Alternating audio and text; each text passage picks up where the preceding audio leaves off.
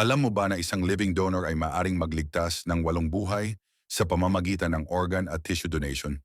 Narito ang 5 bagay na hindi mo alam tungkol sa mga living donors na naging bayani. Una, si Maria Santos, isang guro sa Quezon City, ay nag-donate ng bahagi ng kanyang liver sa magulang ng kanyang estudyante.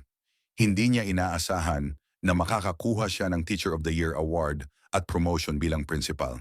Pangalawa, si June Reyes, construction worker, ay nag-donate ng kidney sa hindi niya kilalang tao dahil sa Facebook post. Ang kanyang kwento ay naging viral at nakatanggap siya ng scholarship para sa kanyang anak.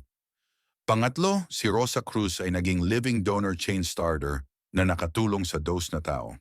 Naging community leader siya at nakatanggap ng malaking grant para sa kanyang charity work.